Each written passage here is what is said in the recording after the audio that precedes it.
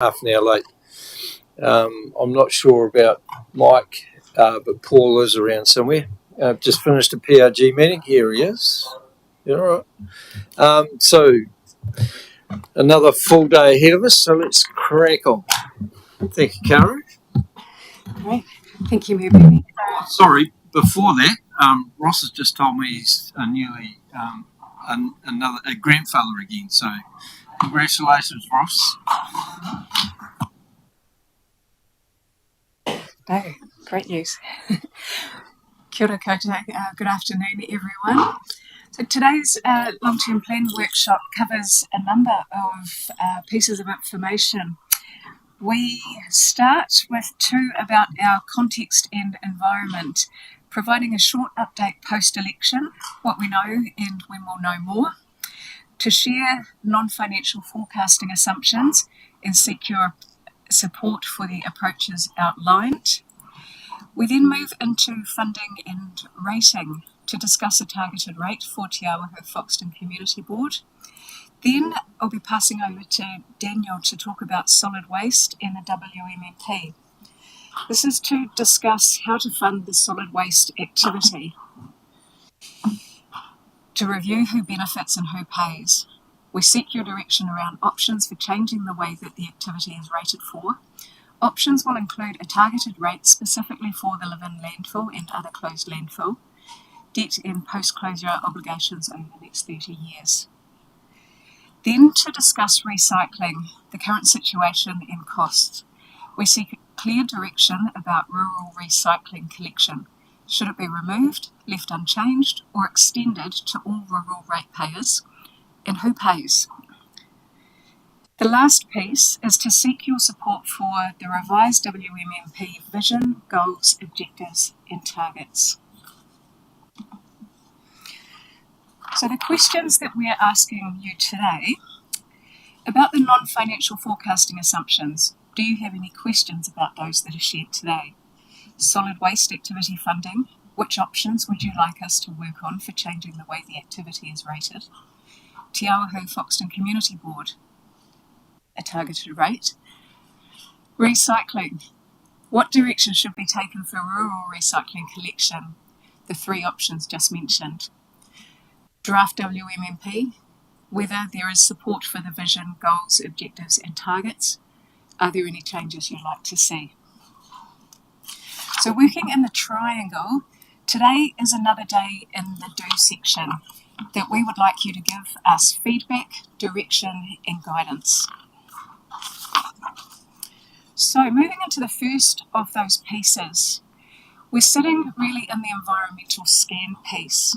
It is a corner piece of our puzzle, a cornerstone of developing the long-term plan. Earlier workshops had signalled and members had discussed how we would need to check in after election day to see what that meant for council. So today we do that. So what we know so far, there'll be a change of government. We know the final results are due at 2 o'clock on the 3rd of November when the release of the official results of the election is made. At the moment, they are counting over 500,000 special votes, 20% of the total vote. So those results are due, that's 2 weeks tomorrow. In terms of the makeup of the government, National and Active, 61 seats on current voting in a parliament of 121 seats. New Zealand First has 8 seats. Winston Peters has said he would help if he could going forward. And National says that based on previous elections, it may lose a seat or two once special votes are counted. Looking then at what it might mean for council. So we look particularly at the long-term plan, and we've taken a look at National's policies as the largest party in the government and what they could mean first for the long-term plan, but then broader as well. A change to Three Waters reform is the significant one for the long-term plan. This will be renamed Local Water Done Well, and while exact details and timing are still to come, what we know is, and this is wording copied from the policy document, National will, in its first 100 days, repeal the Three Waters legislation and scrap the 4 entities that go with them. It will restore council ownership and control, but with stronger central government oversight. They will set strict rules for water quality and for investment in infrastructure. They will ensure water services are financially sustainable so that future generations don't inherit outdated or failing infrastructure. Financial sustainability means that there's enough money coming in, either from rates or from user pays, to cover maintenance, depreciation, and investment. Councils will be required to ring-fence money for water infrastructure. New infrastructure is expensive but has a long life, so it's appropriate that it's funded by debt and paid back over time out of rates or user revenues. So that's the wording that's in the policies. What it means for our work is that we are still preparing activity management plans and budgets while keeping a close eye and ear out for any further detail about the incoming government's plans. Looking further into the first 100 days,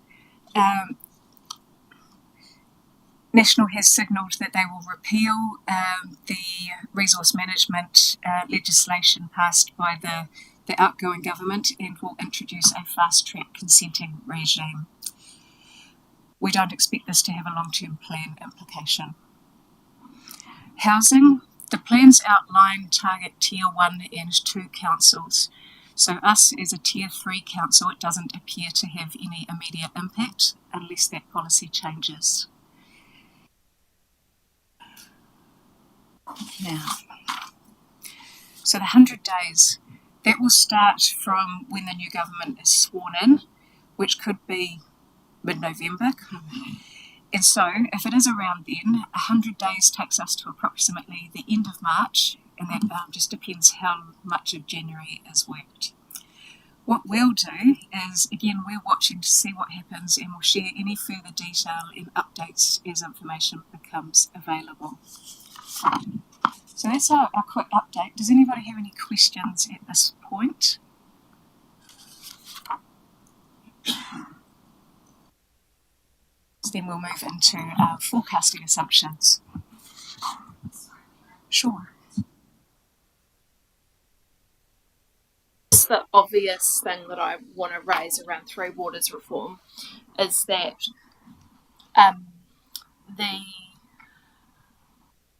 the promise has been that the legislation will be repealed within 100 days. We'll be in a position whereby on the 13th of December the doors are getting locked and you need to kind of agree on the budget. We'll then be welcoming audit back at the end of January to start the audit on our draft consultation document before they embark on the what's called the hot review. And it could be that we're in a position where you're adopting the draft long-term plan pre a repeal and legislation. And you might remember the situation we were in last year, whereby we had an unlawful adverse audit opinion because we had followed an assumption that was different to the law. And so there's already been conversations between OAG, Taitoura and LGNZ, because of course the number one thing councils need right now is direction from the government once a government's been formed on their intentions, because not knowing until December what their intention is going to put councils in a very, very tricky position to finalise their key assumptions around infrastructure strategy, financial strategy, so it's probably my message to councillors is don't underestimate the impact this could have on A, workload, or B, the uncertainty that it will provide to you as elected members around what this might mean for the audit process. Monique, there's already the East Coast councils have been given the permission to only do a 3-year plan. I mean, because of the impact they got. I mean, is there any sense that that might be extended across the sector? Yeah, so I saw a memo yesterday that talked to some engagement that was beginning with DIA officials around what statutory relief to local government might look like around the long-term plan, and the considerations of that statutory relief was it could not be inconsistent with any statutory relief that had already been provided to those cyclone impacted councils. Of course, what the new government are going to need to think about is that statutory relief may not be enough for some councils, given the financial constraints that some councils are in just in the next year or two. But that's some thinking that hopefully the new government will give.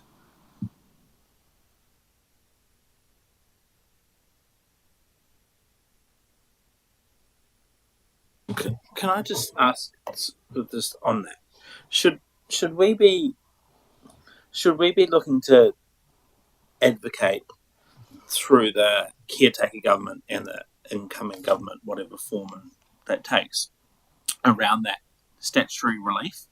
Because that's the kind of messaging that maybe, obviously there's already some people doing it, but as a council, perhaps we should be doing that as a council through a letter from you, Mr. Mayor, and then through individual elected member representations to people that we might have within our networks.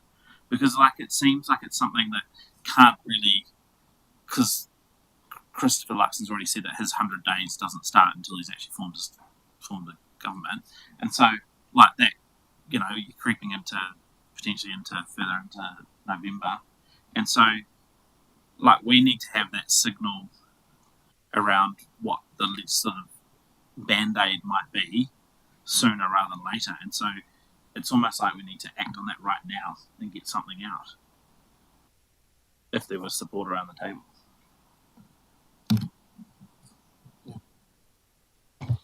I think the sense I get is that this will be a sector approach, that LGNZ will be very much front and centre of this, and I'm sure National Council will lead something. That doesn't mean to say that we should be asking some questions of probably our local MP now, and we haven't set up a formal meeting as such yet, but yeah. Even through C4LD, right?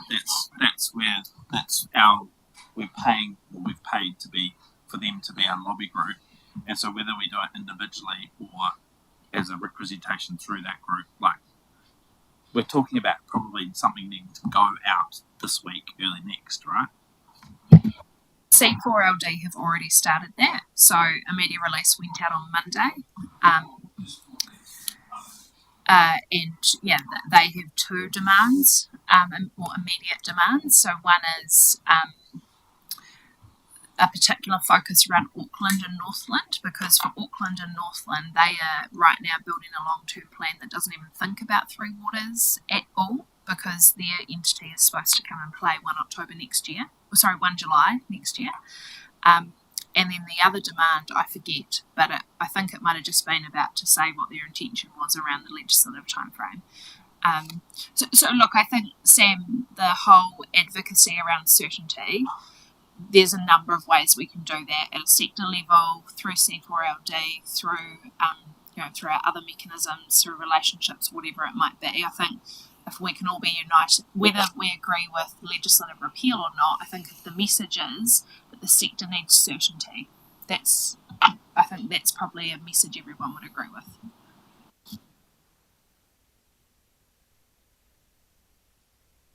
Great. Okay. Moving into forecasting assumptions. So we are working on another piece of our frame. We've talked about population and household forecasting assumptions previously, but how do these other forecasting assumptions fit into the LTP picture? So we need these assumptions. What they are is facts or assumptions about that the local authority accepts as true as it develops the LTP. Apologies for spelling.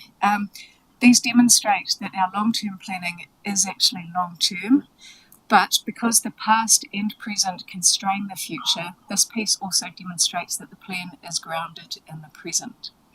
So we're taking what we know and what we expect to enable us to build the most accurate picture of the future, trying to get certainty in these as much as we can in these other areas as well.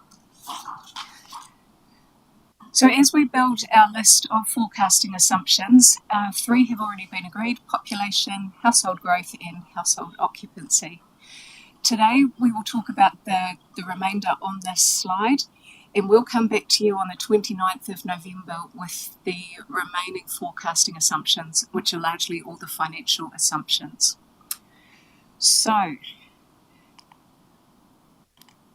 starting off with legislative changes and Three Waters, these have asterisks beside them because these are starting points for us. But where we start is that changes signalled in legislation will not significantly affect Council's finances or levels of service.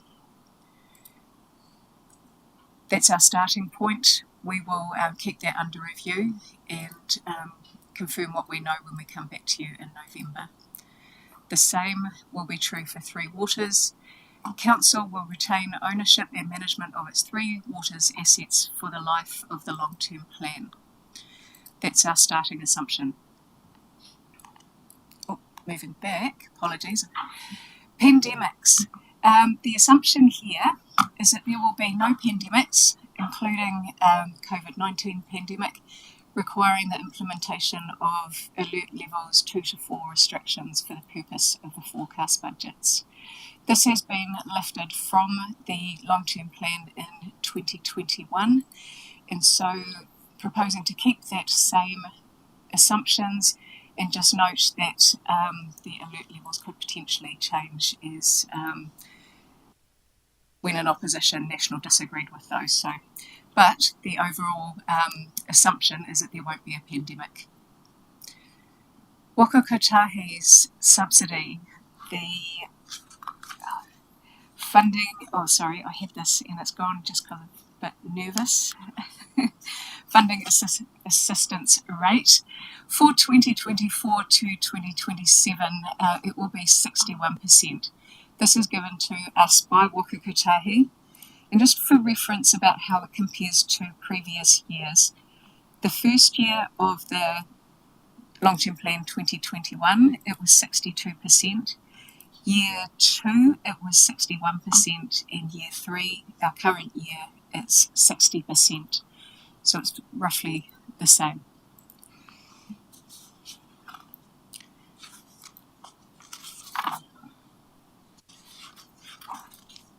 Does anybody have any questions about any of those at this point? No? Okay, in that case, we'll move on to the Te Awaho Foxton Community Board targeted rate, which Monique will speak to.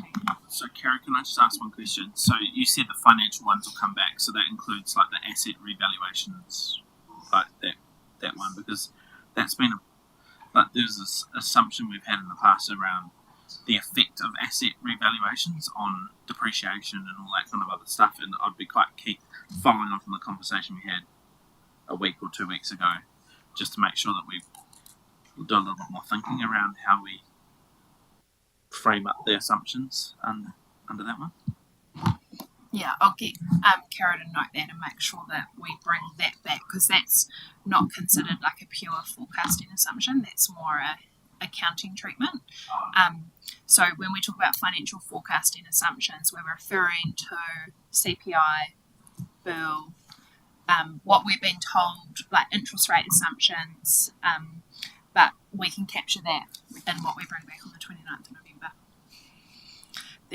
The forecasting assumptions, they probably feel a little bit weird because they might feel obvious, but audit actually go through quite a comprehensive process of testing those assumptions throughout our budgets and our activity management plans, and so it's important that elected members are comfortable with the assumptions that are driving the way we're developing that.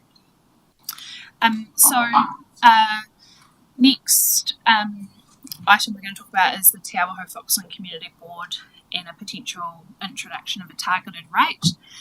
So this was something that I think Councillor Jennings and Councillor Allen, you might have asked that we bring as part of the long-term plan conversations. And so what we are seeking from you today is some direction. Someone's played. Yeah. That's right. So the numbers that I'm going to talk to are not perfect, and so what I mean by that is we don't have specific cost centres specific to the Foxton Community Board right now that I can pull out, but what we've been able to look at is fixed expenditure and make some assumptions around overhead. So on that basis, in the current financial year, we think that the Te Awaho Foxton Community Board costs us about 180k. And so currently the Te Awaho Foxton Community Board is funded via a targeted rate that everyone in the district pays for. So whether you live in Shannon, Oho, Manukau, Vin or Foxton, you contribute towards the operating costs of the Te Awaho Foxton Community Board. I want to be really clear that this has nothing to do with the Foxton Beach freeholding account. That is a separate kaupapa and general ledger kind of and funding discussion. So based on the current model, every soup in our district is paying, and someone has just played with my numbers again. This is not an accurate slide. I had changed it about half an hour ago.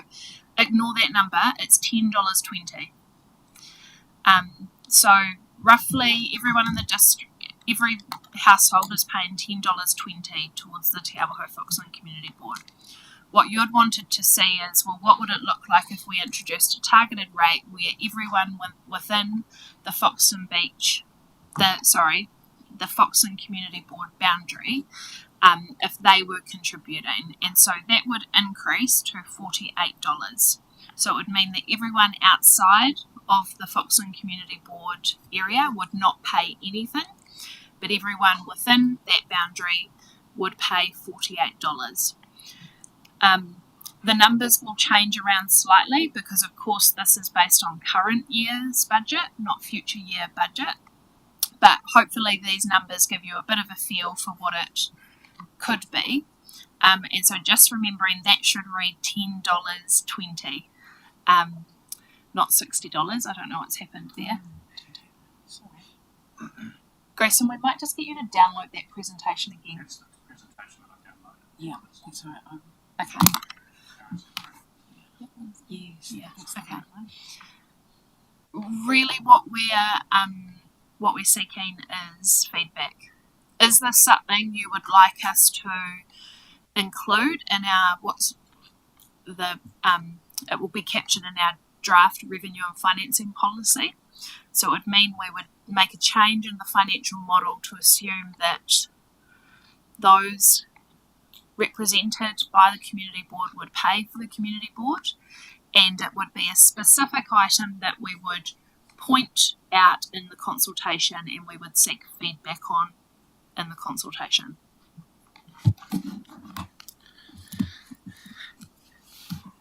I'll go first anyway. I think this actually probably is good to be transparent.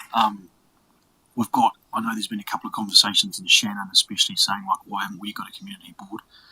And I'd hate for us to go down that rabbit hole amongst the community, the wider community, wanting all these community boards, and I guess what's the justification for one area of the community having one and the rest not, So at least this is demonstrating that there is a cost direct to that community to facilitate that sort of mechanism.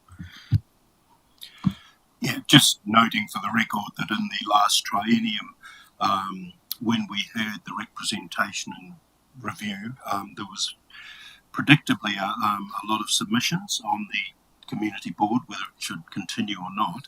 At the heart of it, I think, was the issue of who pays. There is a sense across the district, and has been for many years, to be fair, that this is a clear case of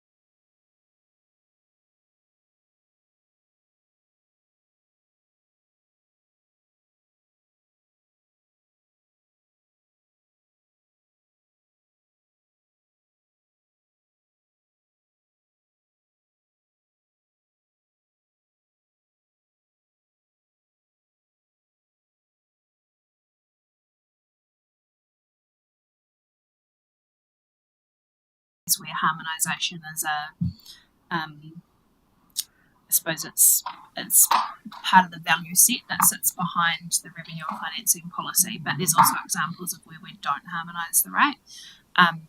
The question you always need to ask yourself when you're reviewing a rates process is the who benefits, and the who benefits, they're then considered the exacerbators, and therefore they are typically, when you go through a rating process, that's who you determine should contribute. So and we'll be able to eloquently write up some pros and cons, but I think what councillors need to ask themselves is there a public good benefit for the Te Awaho Foxton Community Board, and therefore if there is a public good, should the broader district contribute, or should it just be those that the Te Awaho Foxton Community Board represent?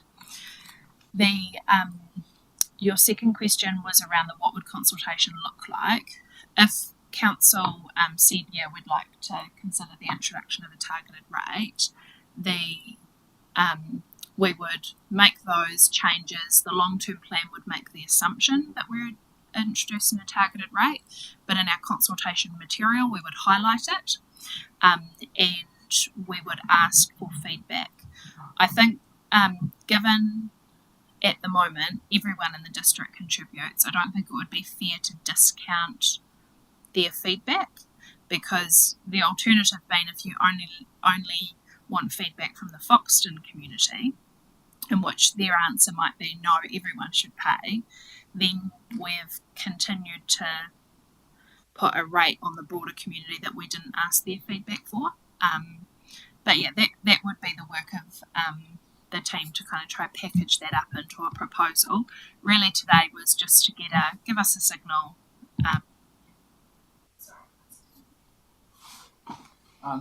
So I was just actually going to support also what Councillor Allen said, and Ross also. I think the consultation part is important, but I think taking on board Councillor Olsen's point as well is that if we're going to go to consultation around such a matter, then maybe we should be offering other communities the opportunity to look at their own community boards and how they function, if there's that benefit to those communities. So I don't think we should just consult purely on the Foxton Te Awaho Community Board, but my honest opinion too, though, is that you can have a district overlook, but the decision must sit with the community at place for me, which would be the Foxton and the Foxton Beach community making a decision about how they see their board, and if they are willing to continue to support the function and activities of that board through the targeted rate. But I'm sure also that it's not only the targeted rate that applies, because there'll be other things as a district we contribute to Foxton that may be outside of this discussion point. Yeah, kia ora. Yeah, thank you, Councillor Tamihana. And so probably just to be clear that the long-term plan is not the avenue in which we can have that broader conversation about what community boards should we have, where should we have it, how could we have it, what's their mandate. That has to be done through what's called a representation review, and that joyful process comes up in 3 years' time. So this is simply about, okay, it exists, we can't change anything about it right now, and so for the time in which it exists in its current form, how do we want the community to pay for it? And at the moment everyone pays. Question: in terms of introducing such a targeted rate, does it have to be through a long-term plan process, or can you do that at any annual plan process? Just concerned whether if we do this now for this long-term plan, then it can't be undone, if you like, until for another 3 years. Because my only worry is if it's out of sync with a representation review, and then we decide to get rid of the community boards, or legislation changes, or whatever, what that means. And I'm not uneasy about asking the community whether they support it. Just the fact that if they do come back and say, yes, we're happy to have a targeted rate, we're almost saying, well, the life of the community board continues forever, because, and I don't know whether that necessarily might be the case in the next representation review. The introduction of a targeted rate requires a review of our revenue and financing policy, and it's in a long-term plan or a long-term plan amendment that we make changes to rates. Because remember, to make any changes to rates, you want to sync it up with the striking of your rates, and I've just got Carrie checking whether it's a Section 82 or a Section 80. Oh, it is. It's a Section 83 consultative process, which means it's an amendment of your long-term plan. So if council want to do it, now is the time to do it. Yeah, I want to do it. Yeah, I'm also keen to take it forward, but I think it's really important that we do it on a principled basis, that this is about those economic principles of user pays, exacerbator. It's easy to identify an exacerbator here. And so this isn't just about picking on Foxton, because there are other things that we're hopefully going to bring through the same review exercise, which is about targeting specific exacerbators, for example, the earthquake-prone building people. So like there's a principled basis to doing this, or at least having the conversation anyway.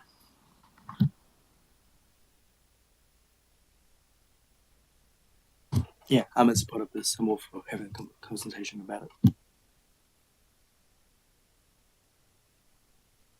Yeah, I support it as well. Mike, you're all good. Thumbs up from Mike. Okay, so I think we've got pretty clear direction that, of course, we want to hear the community's views on it, but that the introduction of a targeted rate is something that should be given consideration to, and we should factor that into our modelling. Easy. Thank you. We'll no doubt have opportunity to further input into that pre-consultation process. And one of the things that I think that needs to come across is that it's, and how we say this, I don't know, but it's been a subject, a matter brought to attention of council and councillors for a long time around the targeted rate for a community board, or the fact that why does Foxton just only Foxton has a community board. So build that into that consultation wording stuff. Yeah, so just for clarity, this is not for pre-engagement. This is for long-term plan proper consultation. So this is March, April next year. You're consulting with the community about, because of course it's important that when they're giving you that feedback, they're giving you that feedback in the context of what's their proposed rates bill and what is it telling them in terms of how everything comes together. And absolutely, there'll be plenty of opportunities for councillors to help shape that engagement. So just to clarify, there won't be a separate council decision to choose status quo or that as a preferred option, or will there be actually a decision point, or is it the assumption just that with that steer, this gets built into the LTP? Yes. The assumption is that with the steer, we build it into the LTP, but when we bring our milestone report in November or our milestone report in December, there will be a specific resolution that we seek from council, but there won't be a separate report just on this. And again, assuming just under the principle of good faith that the board will be made aware of this sooner rather than later, because they are already working, I think, on their long-term plan submission. A, made aware of it, and B, out the thinking around the table and logic that drove the recommendation. Yeah, thank you. Yeah, we'll notify the board and really encourage them that their place and space to advocate, whatever their position is on that, is during the long-term plan consultation.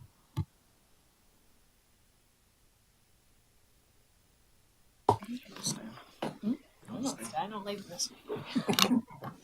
Thank you. And we are moving on to solid waste debt and rates funding. So where this sits, talking funding, heading in towards the middle of our puzzle. And As a reminder, what we're asking here is which options would you like us to work on for changing the way that the activity is rated for? And so I'll pass over to Daniel to talk details. Yeah, good afternoon. We have some headline challenges that will be of interest to our community. The current focus is getting the basics right and ensuring that that's clearly communicated with our community before we start to move forward with all of our aspirations around waste minimisation. So today we're really seeking principal level direction around a number of options associated with the landfill debt, aftercare costs, and also the current recycling service. So happy to take a number of questions, but not wanting to get too drawn into the numbers today, noting that the final options and the financials associated with those will be brought back following that direction and input that we received today. So yeah, it's important that we take questions and get understanding around the conceptual options and some of the high level numbers. Moving in some ways from past to present to looking to the future, you'll notice some intentionality around the order of the conversation today and the current priorities, being landfill followed by recycling service provision, then moving on to our WMMP. So just without further ado, we'll jump straight into the landfill. Key message out of this slide is that as of 30 June, there was a debt of $5.2 million on the landfill. That's the top line up here. The allowance that is being made is for a further $18.2 million over the next 30 years. So without getting drawn into the exact detail around that, I think the clear message is that we expect once the gates are shut, it's not just a matter of walking away, but what we are proposing through this process and a relook at the cost of aftercare alongside who pays for that is almost ring fencing a targeted rate for landfill and allowing us to provide a lot more clarity on the offset of current operational costs. So although this looks like quite a large number in terms of $18.2 million, there's approximately $750K per annum in an operational rates funded year-on-year expenditure for managing the flare, managing monitoring that in some ways would be encompassed within that aftercare provision. So almost the approach moving forward is to really ring fence and put all costs from this day forward associated with the landfill into a bucket, knowing that year on year the $18.2 million prediction would ebb and flow depending on requirements that may be required down the track, additional capping and the like. But the work at the stage and allowance within council's books are that we expect by, in today's dollars, we've got a roughly $23.4 million liability associated with the landfill. Some of the options around that would be to recover over a short period, so almost looking at recovering that 30-year debt over a 10-year period or a 20-year period. There's options around how we would split that out across the district, but indicatively, if every SOAP was to pick up the cost for that, that would be in the order of $60 per SOAP over a 20-year period. So not wanting to dwell on these numbers too much because we're going to jump into some further slides around the who pays and what some of those options might look like. So happy to take a pause there for questions of clarification. Yeah, just two questions that jump out at me, Dan, is in the heading, it's got other closed landfills. So keen for you to talk to that. And secondly, so this is about landfill debt and aftercare costs. Does it also include remediation related activities? So like we kind of separated out aftercare and mandated stuff versus other stuff, which is, I guess it's kind of mandated as well through the landfill agreement and other things, but like I've kind of separated them as two. Like there's the stuff we've got to do that we're obliged to do as part of our consent, and then there's the stuff that we kind of want to do to put things right. So is the put the things right, is that also covered in this? Yeah, at this stage, that's all encompassing. So that's the best estimate with today's information around the likely liability to manage that site, knowing that gas would taper off over time. The obligations around running the flare, there's an assumption around a certain point in time. So there's a quite a detailed report that's required to inform our annual report and our liability and assumption. And so the plan to move forward is to remove the blurred lines around historically landfill income was subsidising the solid waste activity in general, because at the moment we've got effectively two solid waste rates, and you'll see when we start to talk recycling that includes bags, it includes the landfill, it includes the aftercare, it includes all and sundry, all in either effectively a rural or an urban rate, and there's some inconsistency around that as well. So before we jump into the next topic around recycling, effectively there's an overarching principle that we're wanting to separate out and apportion costs where they lie. So when we talk about the live-in landfill, it would be effectively ring-fencing all costs from 1 July 2024, whether they were the day-to-day monitoring, the Horizons consent requirements, or the planning around remediation,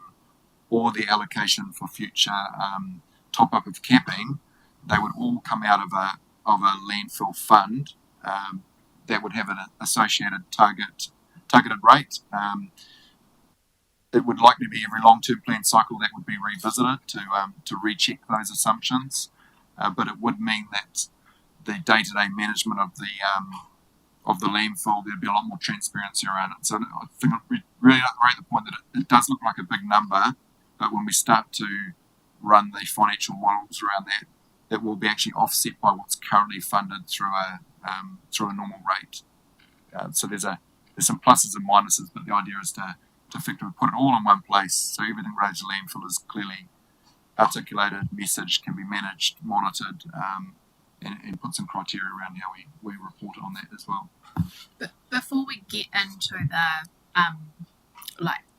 who would pay it, do councillors support that idea of us separating out specifically, let's call it aftercare of live-in landfill costs into its own rate? Because remembering at the moment everything's lumped into one solid waste rate. Oh, yeah, certainly, absolutely, I do. Yeah, absolutely. I think it's important to separate it and understand it. So, on top of that, a couple of questions there. One being the costs of the consent reviews. That's built into that same figure. Yep. The $60 per sewer over that 20 years. Is that on top of what is currently being paid within the solid waste rate, or does that potentially include some of the stuff that's each sewer is technically paying, although we don't demonstrate that? And there's one third question that's, if we get to a point where we continue raise, that there is some income coming off that spot in terms of alternative use, how would that get factored in? And I'm not supposing it's going to be for this LTP, but in time, how would that work? Yeah, so the $60 is included currently, but subject to subsequent decisions around recycling, level of service, rating. It may or may not result in an increase or decrease for individuals, but it is very much ring fencing to say there's money coming out of a couple of rating streams for the holistic solid waste activity. We'll remove that, so there'll be a deduction, but we'll then rate for it separately over here. So we'll come back with some clear numbers on that when we represent. But the principal level direction today was around the premise of ring fencing live-in landfill. Further to that, and we can take some direction on the conservatism around income. The current numbers that we're working to have a nil income based around live-in landfill. In some ways, that allows us, and this will be obviously direction and consultation material, will probably allow us to have a conversation with the community about the liability that sits alongside the landfill, and that may help drive some of the thought process around what those solutions may be. So whether that's potential for Cleanfill site. We could make some assumptions around what that might be, but the current status is not to allow any income assumption. We're simply working with known costs, but we could take direction around what that would look like and some of the options to set some targets around an income assumption. If that makes... Yeah, just to answer that question, that first, I agree that we shouldn't be making assumptions, because by the time we actually get consent and do stuff, it's going to take quite a while anyway. So I would be a bit cautious about thinking that we're going to get a whole lot of revenue from it before we actually do. But my question really relates to, you've talked about, we're talking about a 30-year landfill provision, but you're only talking about recovery over 20 years. Why would we not extend it to the 30 years and make everybody pay for everything? Because what would happen at the end of 20 years if we paid everything back? What happens to the money then? We've still got 10 years of aftercare to go. Yeah, I think the original thinking around the financials was effectively we're dealing with a legacy issue here. We could equally take a position, to look at multiple generations, funding the aftercare costs for effectively what's benefited our historic community.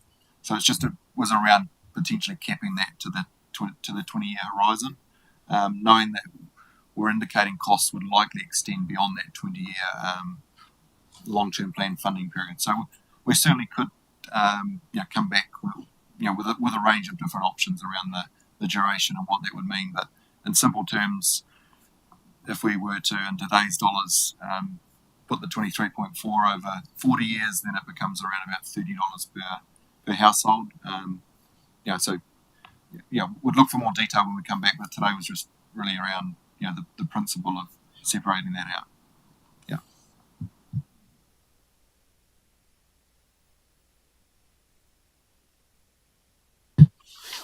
Next consideration is just around who benefits from that activity. So as we move forward with the assumption that we will ring fence those costs, just giving due consideration to who contributed to the problem and who should be part of the solution. So it's clearly of benefit, or clearly the entire community has benefit from this activity in terms of the ability to dump waste out at the live-in landfill, and also the benefit of the cross-subsidisation of income that has supported our recycling activity across the district.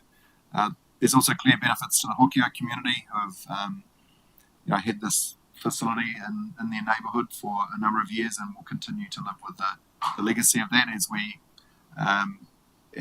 work to remediate the existing site to ensure that there isn't environmental harm.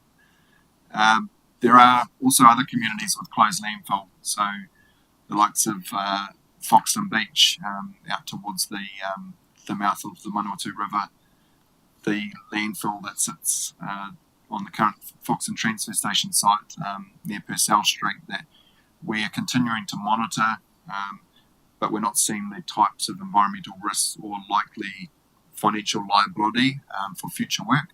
But certainly, there is further due diligence into the future to ensure if at risk of erosion or for things to change, that all of a sudden those don't become issues that need due to consideration. But the key focus at the moment is around that live-in landfill, and like I say, it's likely that in that 3-year tranche of a long-term plan we would revisit the assumptions for aftercare for that site alongside other sites across the district as new information comes to light.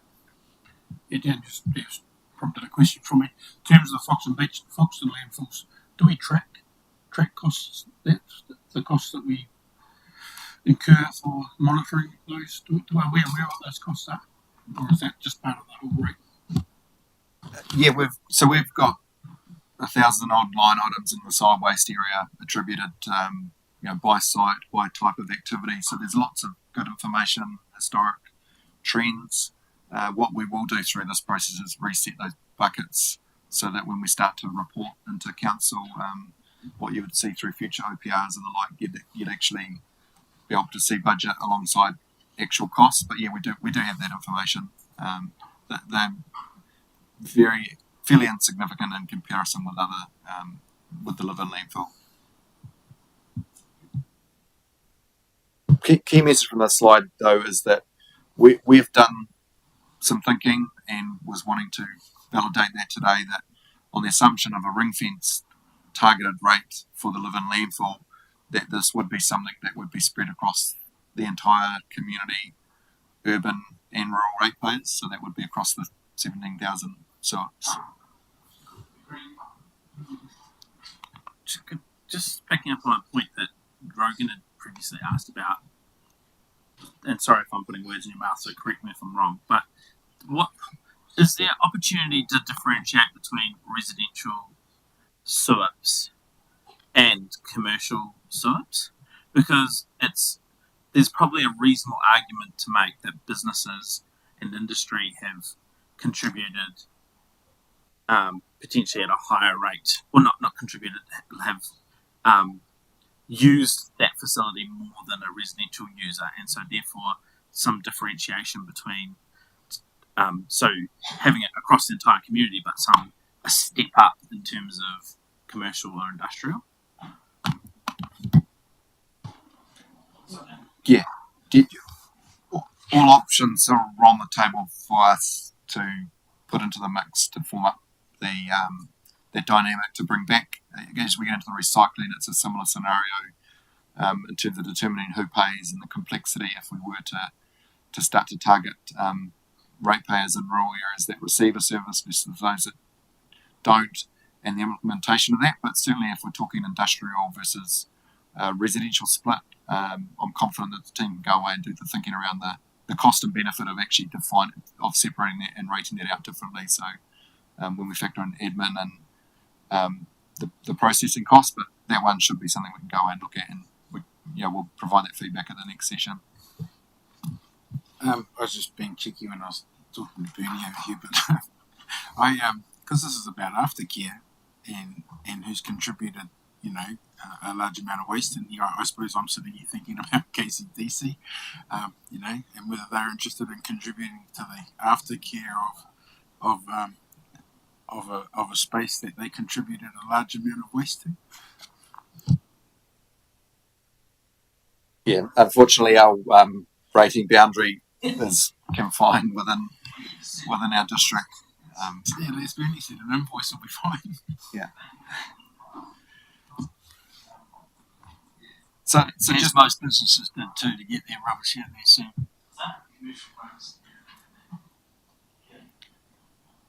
So starting to shape up what our options could look like heading into consultation, and obviously, not predetermining where we'll land with a preferred option for consultation, is that if we were to run with the status quo, we would be signalling that there's a $23 million liability that we'll consider whether that's paid off over a 10 or a 20 or a 30-year period, and we'll come back with the options around that.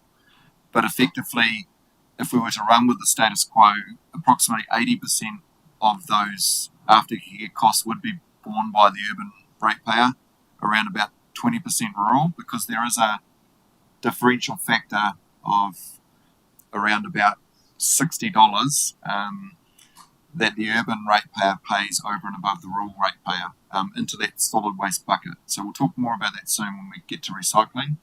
But effectively, the status quo option would see that continued separation between urban and rural, whereas what we're proposing with this approach is to split and go with option 2, which would be that indicative $60 per SUIP charge. The third option that we could spend more time investigating, and it would be quite good to get some direction around the table, the appetite to explore alternative rating arrangements other than a fixed price across all of the community, and starting to attach those to capital value or land value. There's obviously some high-level work that could be done around that, and in some ways we are starting to revisit some of the conversation that was had through the long-term plan amendment around rating in general. So early steer on that today as to how much work the team spend investigating those alternate options or bringing back some examples around how those costs could look. Dan would like to move option 2. Yeah, that's where I'm sitting. I think that's the steer I'd like to give. That's the one I'd like to invest the energy and time into looking at most. I have some appetite for that idea of having maybe some differentiation for commercial in there, but look, it's not my diamond to show. I really struggle with option 3, and that's probably where I'm based. Look, I'd battle with that one, given that I probably never visited there before in my life. But I'd probably go more to option 1 personally.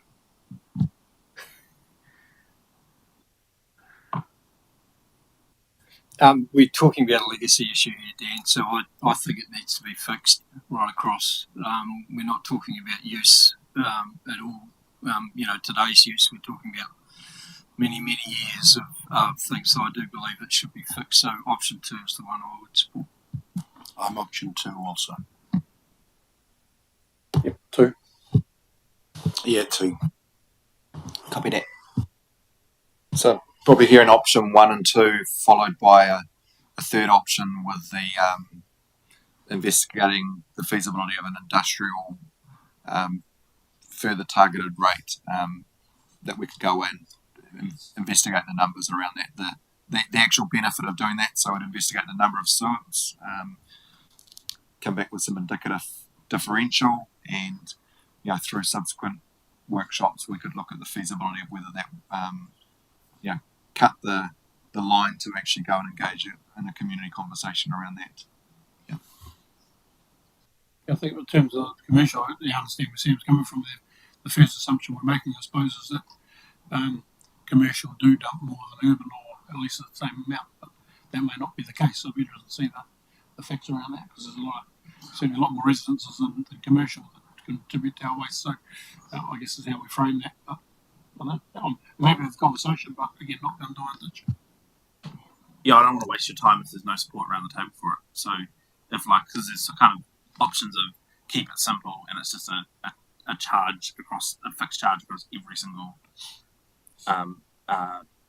rating unit, or there's this sort of stepped approach where it's one category of residential and urban, rural, and one with something. But if there's no appetite, don't waste your time. So Dan, first question. Then on back of that is there any intel now that commercial would dump more than urban, for instance?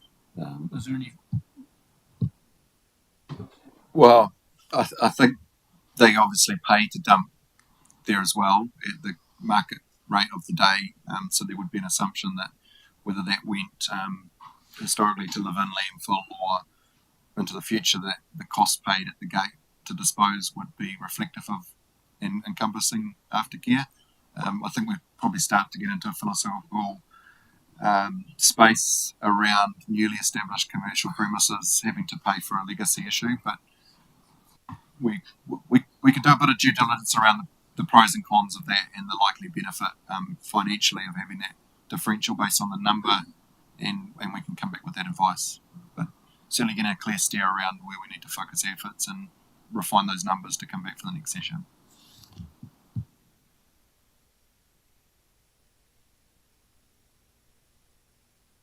What are you coming back with? 1, 2, and something else, or 1, 2, 1, 2, and 2A. 2. Yeah.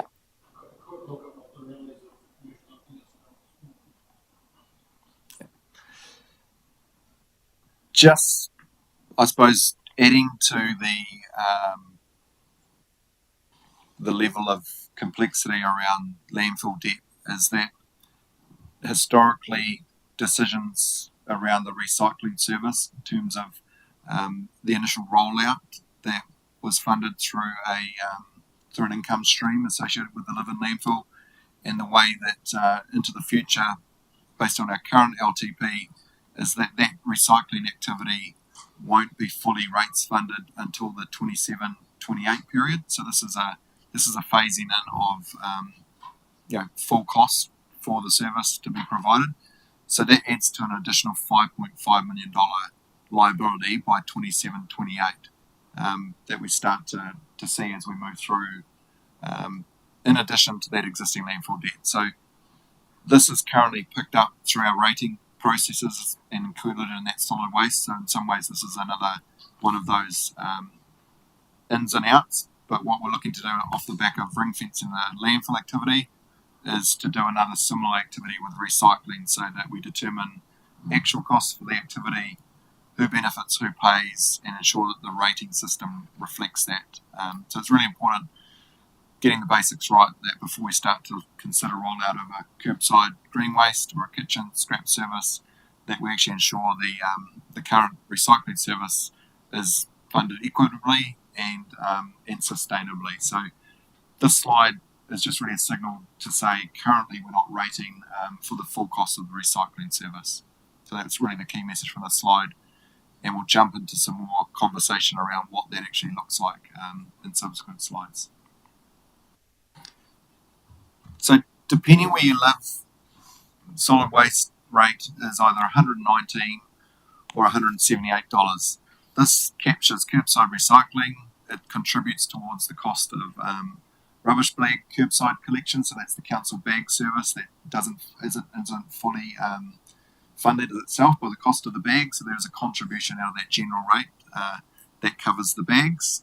It covers the cost of our transfer stations and also the landfill aftercare. So obviously the intention is to remove the landfill cost from either the 119 or the 178, and then under option 1 there would be a targeted landfill aftercare cost. But in some ways, the rates you pay doesn't equal the service that you get. And there's a lot of inconsistency, and in some ways, there's an understanding of how we have ended up where we are, but there's not a general logic around whether that's sustainable. So really timely as we start to separate out the landfill, that we also look at the recycling service that's currently provided and the type of service that our community want to receive into the future. The contract that we have in place is also geared around the term curbside recycling, whereas at the moment we have a significant number of rural properties that don't have a curb. They're in the back blocks of the country that actually get a similar level of service to the urban residential ratepayer, but they're not paying the same cost for that service. Once again, without jumping down into too much of the detail, every one of these little dots, which you can't quite see them in the urban area, but as we start to get out into these outlying areas, these are all GPS located pickup points. So that's effectively where the rubbish truck stops outside the gate and picks up the recycling. So over time, we regularly get call-ups to say the neighbour's got the service, we want one of those bins, and the general position at the moment is that we continue to provide those curbside type recycling services irrespective of how the rating structure works. So when we jump down into the next slide here, so we're saying 2,190 odd collections in the rural area, so that's out of around about 6,000 rural properties. nearly 2,000 of those pay $120 a year, and then we've got a little bit of an anomaly where 200 of those residents pay around about $180 per year, which is the same as the urban ratepayer. Just really summarising that, we've got curbside collection costs of around about $1.2 million. We expect that. Jump back, you've got a couple of questions. I just forgot. This is Waikareria up at the top left of the screen. Just trying to work out why it is why half it's green, half is paying 119. It's madness. 178 from out 19. Why is that? That's what we're looking to resolve moving forward. So what we're saying in the slide is 2,000. The logic behind this is that 2,190 rural collection points, of those 2,000 of them are paying for a general recycling service where they live in the country and they potentially have to drive to a transfer station. So if you made an assumption that half that cost is going to the landfill, the other 50% of their rates is paying for general transfer station type recycling. So they're not fully funding that service that they're receiving. And then there's some anomalies where some rural ratepayers are paying for that increased level of service like the urban ratepayers. So moving forward, separated the landfill, there's a number of slides coming up though around the level of service and our consultation topic. So I think there's a certain level of logic, there's an understanding of how the contract was rolled out, which was originally privately led, and then council took ownership and started to manage that contract. So there's a logic around how we've ended up where we are, but there's a risk, and in terms of the cost to deliver, particularly if we get another uptake of 2,000 or 3,000 rural ratepayers that want that service, that would start to impact the contract model and the overall cost. So there is really a decision point around, do we carry on with what we've got? Do we scale back and reinvest that funding into waste minimisation initiatives or alternate ones, or do we actually go widespread? So there's a number of options which we'll talk to shortly. Well, yeah, Dan, I just wanted to give you my take on this, because I think that that's just madness, and so there should be a standard targeted rate if you're a receiver of recycling service, curbside recycling services or not. Like, it should just be a flat rate. If you receive a service, you should pay it. I think that that's crazy. I didn't realise the extent to which we subsidise the rubbish bags. I mean, that's just madness. That should be 100% user pays. Absolutely. And then there should be a separate targeted rate, which is for all of those recycling facilities, transfer stations, waste minimisation initiatives, which is just a separate, because that's the stuff that people have access to. They might not choose to use it, but they have access to it. Whereas the other two are direct. They have a direct, they're prime for user pays. There's a direct individual benefit. And so, like, I think we talked about this in a previous workshop about trying to split it out in that way so that it's really clear about what the cost of a service you're receiving, but also that there is that target rate for that sort of general bucket of stuff where, you have access to it, but you might not use it. It's just further clarification on this particular slide. There is income associated with these.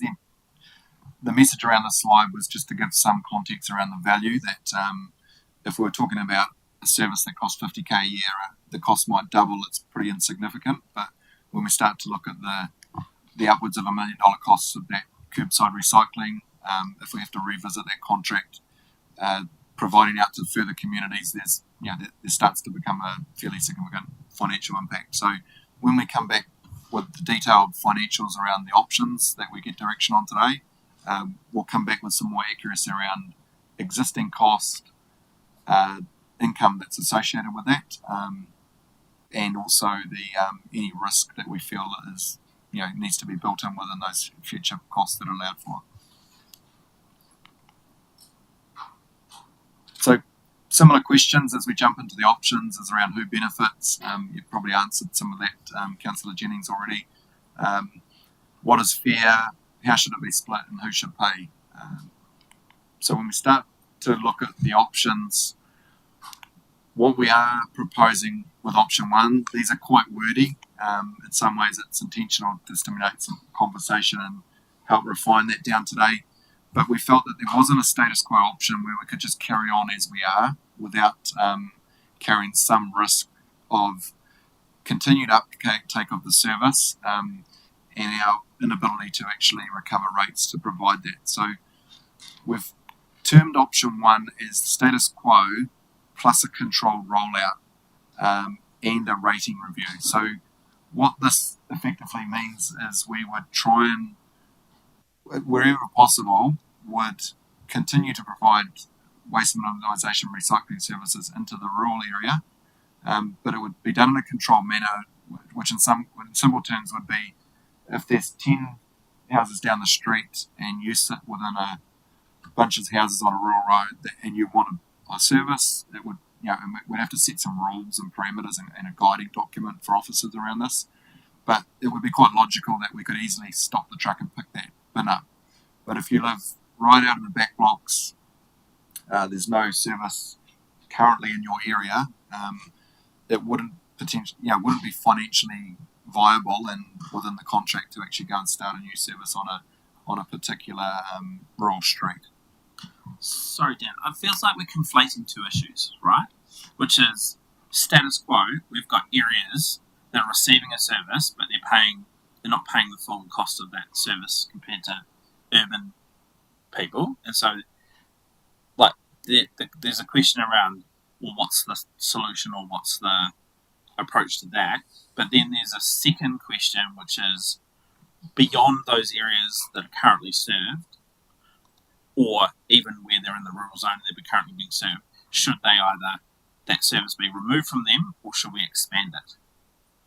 And so, I just, these options feel like they conflate those two issues, because like from a principle perspective, the people that receive the service at the moment should pay the cost of that service. So that, like, I think we should agree that as a table, because that's, or not, because that's a really important step first.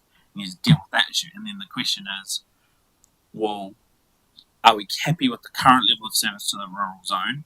Do we want status quo, reduce, or expand? So splitting it down, that's how I'm thinking. But do others agree? Yeah, and I suppose, if we didn't have an existing service, it would be quite simple to apply that logic. The current situation is that we have an ad hoc delivery service which is branched out, providing level of service beyond the area that's rated. So if it was just if we take the decision, if we made the decision around, is it financially sustainable to actually provide a curbside service where there aren't curbs? So in that rural area, the decision might be that actually we wouldn't provide that, but currently we do. So in some ways, if we just purely wanted to look at should the service be provided or not, we would be looking at option 2. But because we already provide that service, we need to ensure that we've done some thinking around, is there a status quo option that could maintain the current level of service that's provided, and how would that be funded? And the prospect of just user pays, if you've got it, you pay. If your neighbours doesn't have it and chooses not to, they don't pay. It does get quite complex when we're rating different households at different rates on any given street. I'll take some more questions, and then we might just continue to talk through the option. It's quite a complex issue, obviously. I think we've given the service to people, right? So it's pretty hard to take it away. And I think that's when you get the outcry, and that's probably option 2, like actually stopping and concentrating on the urban only, because we're probably going to get more and more sprawl out into some of these areas. But it does need to be a user-pays system, and probably at a blanket level. But then, obviously, as you go into the rural, it's actually going to cost more for that service. So you wouldn't want urban subsidising that cost either. But I'd hate to see this rolled out across all rural, given that the uptake's probably minimal. Especially like got some goat tracks up the back there, because it's just going to be a cost of putting it out there. Yeah, it's. How does the waste minimisation strategy fit into this? Because I think that could actually, if we get feedback from the community that they want us to either upgrade the system or, maybe, take some service away, it might actually impact in terms of where we sit with this. The other thing I sort of just want to understand too is why the amount went down this year. Seems, in the current climate where we're borrowing for operating costs, we actually reduced the targeted rate. Can I just get clarification on that? Well, I'm just looking at my own rating information for the shop, and my solid waste disposal amount went down $11, down to $178. Besides the fact that I have to pay for my own rubbish anyway, and I don't get service for it. But the fact is that I would assume, most people got that $11.20 reduction, which just seems a bit odd. Eh? Might have been just the commercial, but still, we're paying $178, but it went down. That's what I'm just, I don't get any service. No, I pay for my own rubbish removal, which includes, dump fees and all that sort of carry on as well. So your shop doesn't recycle, or you do that? I do that my own, yeah, but I still got to pay for it myself. The council doesn't pick it up.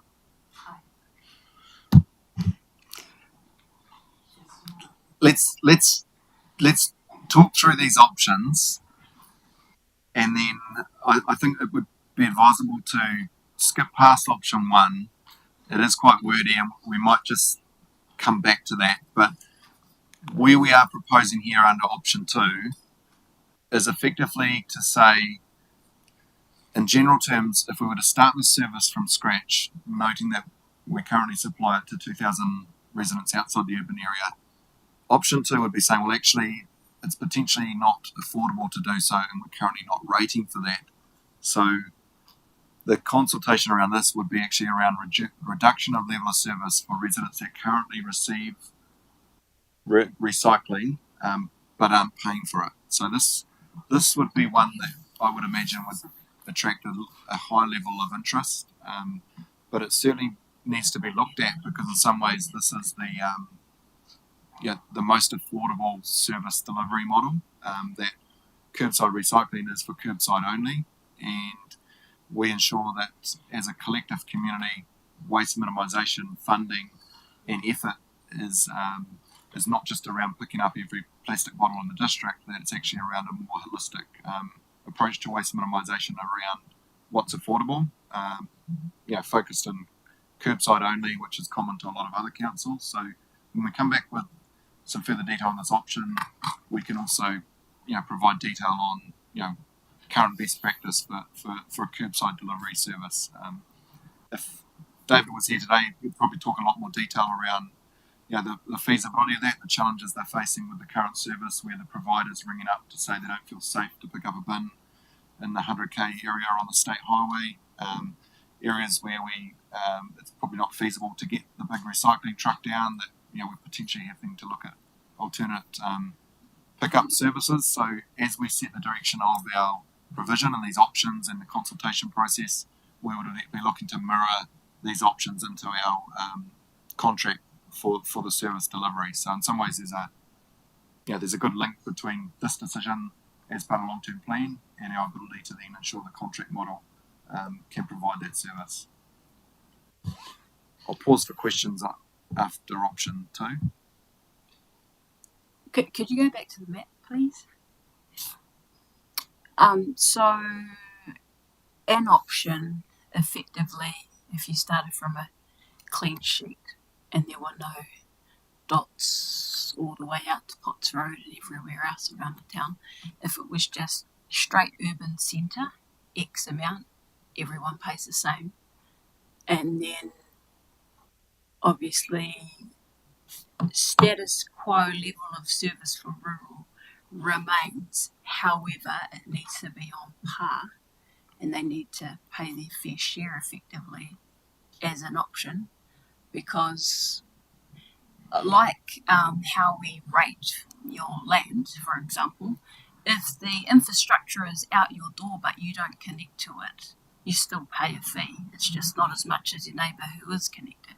So if there's provision for a collection at your door but you're not using it, you've got to pay something, not nothing, to be consistent with that idea, I think. And then there is the obviously rollout for all, which the numbers, dollars will be huge. And then what if through the WMMP, and then even though we know there's no requirement necessarily until X date, and then the new government could change it, this is around other collection, curbside collection of food scraps or whatever,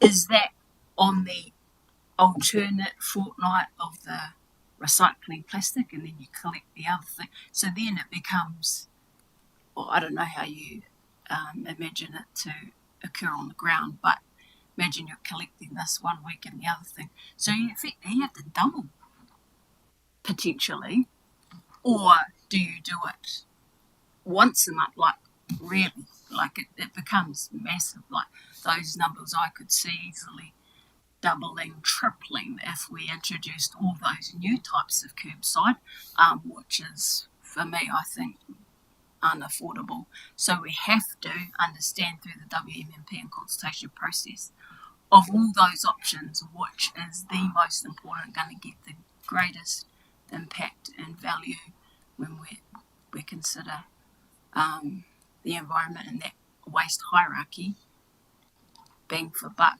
but doing a good thing at the same time. Because just for everyone's information, on Monday this week, and I don't watch a lot of TV,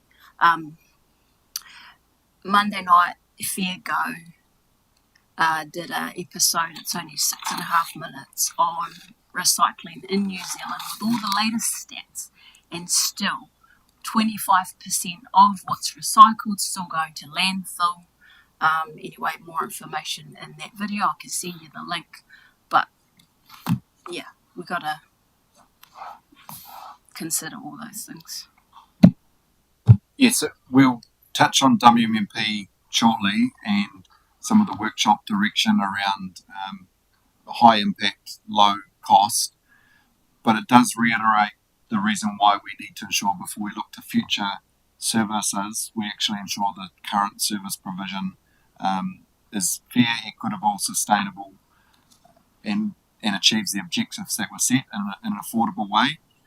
And I think what you've done is you've touched on a couple of options which we've termed 2 and 3, but are probably quite a helpful way to look at it, to ignore what we're currently doing and think about what we would do if we were to be rolling out a new service, which what we've termed option 2 is effectively to say curbside provision would be provided for everyone with a curbside, and we would rate you accordingly.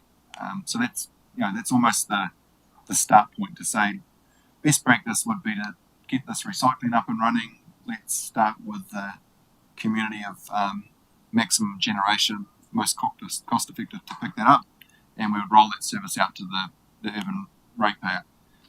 The next step in the process would be to say, let's look at a district-wide provision so that everyone can have it, and we're going to harmonise it, no matter whether it's affordable or not to drive out to the back blocks of our rural gravel roads and pick up a single bin or not. We feel that we should provide that service for everyone in our community, and it should be harmonised. So that in some ways is the district-wide provision. What we've termed option 4 is to say, yes, we could consider the district-wide provision, but start to do some thinking around a zone charging. So this is the area which would probably require the most work for the team to go away and start to think about if we were to set the rate at $60 per sewer within that urban footprint. All of a sudden, if you were in a zone further out, and it would be similar around all of our other urban communities, you would start to incur a higher level of cost to reflect the cost to deliver that service. So the zone option is one that we still need to do a fair amount of work to test, but in some ways the logical options that sit on the table currently are to either remove level of service to get back to a basics let's provide for the urban areas, or for us to continue what we're doing and rate everyone generally, because the other two, option 1 and option 4, get quite complex in terms of how we would determine who would pay either a differential rate, how we would then capture that. Under option 1, there's some significant challenges around rating one neighbour versus another, and with option 4, it's providing a service that in some ways isn't the most efficient, affordable service, and then how we would try and reflect the cost to provide that in some type of zoning or distance arrangement. So there's option 1 and option 4, certainly from officers' perspective, provide a fair number of challenges to develop. So we are seeking early direction today if we are to go and investigate those in preparations for consultation, just the appetite to consider those. Dan, and sorry, we're on live stream, so I could be careful about the commercial sensitivity, but I don't understand how it's currently working. That's the thing. So when you look at that map with all those dots on it in those urban areas, they're obviously providing that service. Somehow we're paying them more already. And so are you saying that the complexity comes in because we're not getting all the dots along specific roads? So therefore there's extra cost that's going to come from servicing all houses on a particular street versus what we're currently doing now? Is that where the extra cost, extra set level service comes from? Because that's what I'm not really computing. Yeah, there's a risk. There's a risk around that when we go back to market to settle on what our final arrangement is. Because at the moment it is ad hoc. It's been added to, but some of that complexity I was alluding to is around the actual rating to receive the if we are to differentiate and put a user pay system in versus what Councillor Tukapo has referenced, it's just simply if you've got access to it and you could phone up council to say I want a bin at the end of my street, then that would be provided. So that's why I'm not really following. Wouldn't the easiest option right now be to just get a map like that, draw lines on roads where the service is currently provided, like where the truck is driving down the road as it is, and so we're saying, well, we'll just continue that, but everyone pays, maybe it's, as Parihere said, an availability of service rate. So it's $100 because that service is available to you. But then if you actually opt into it and you get the bin, then you pay the additional charge. Isn't that because surely it's just an easy case of drawing the lines on the map of currently where the truck drives. Maybe I'm being too dumb.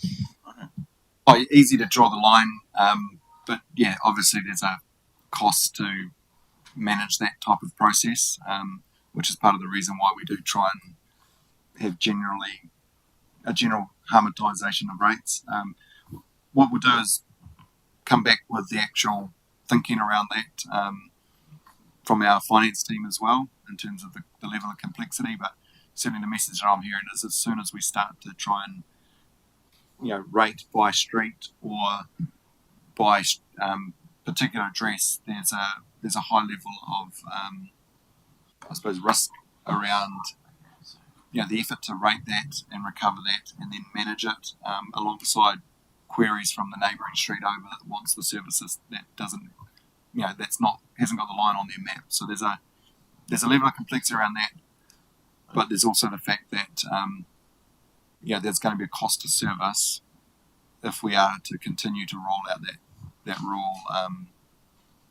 We're not rating for it, but there's also going to be, we're signalling an increase in cost to actually provide that service.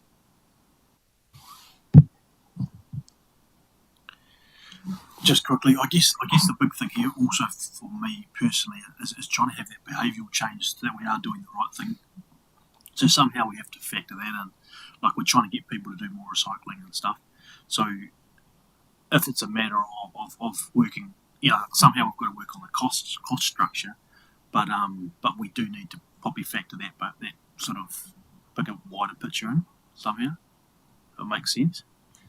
Yes, I'm hearing general agreement that we need to correct the current differential.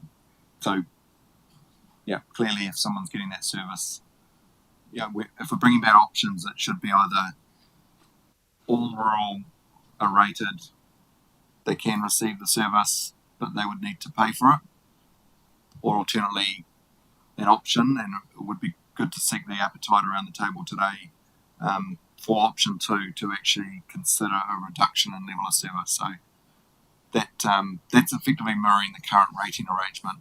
Is is option 2. So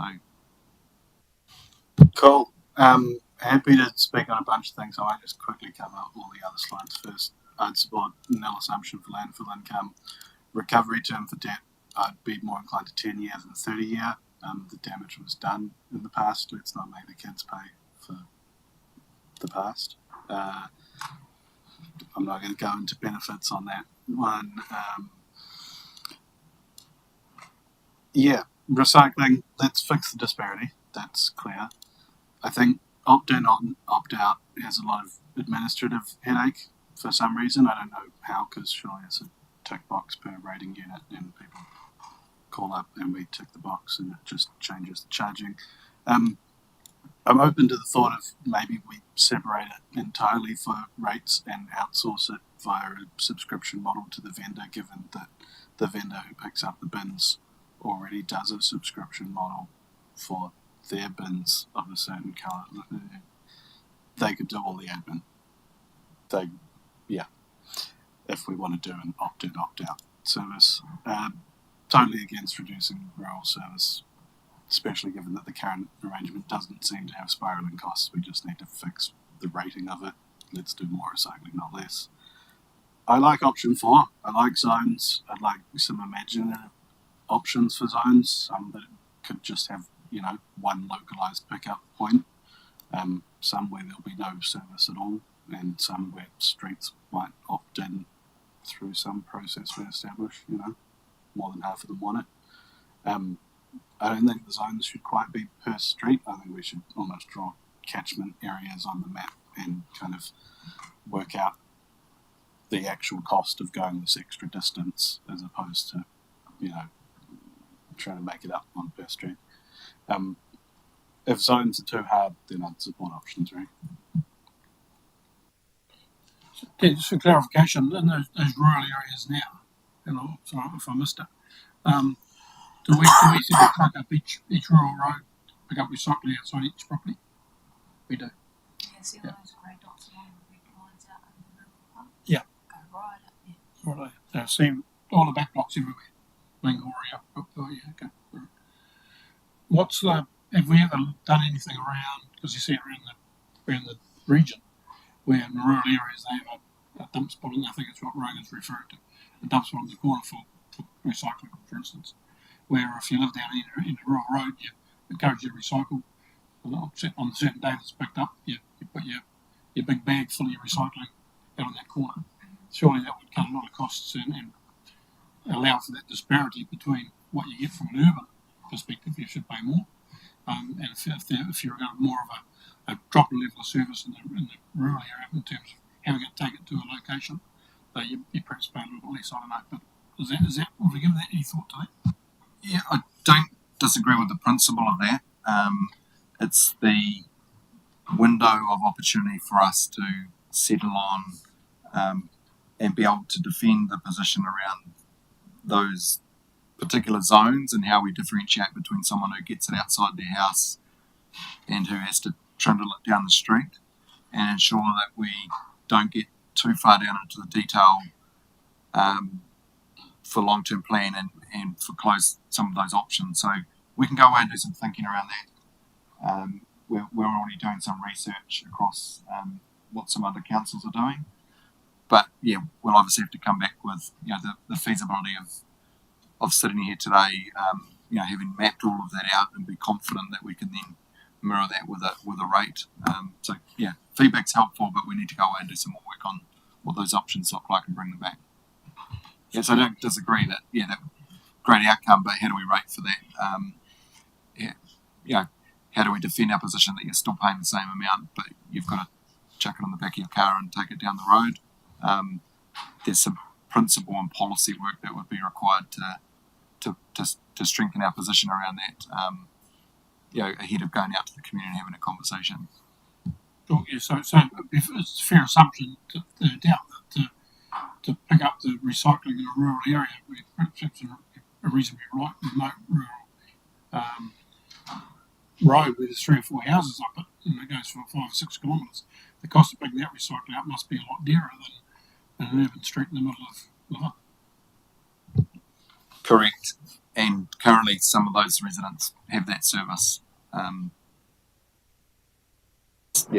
Certainly why we're trying to simplify and get that direction from the table around what those options could look like. But key message, we need to ensure that we're fix the rating anomaly. I'm certainly hearing that today. Tatiana has just joined the table. You want to add anything further to that?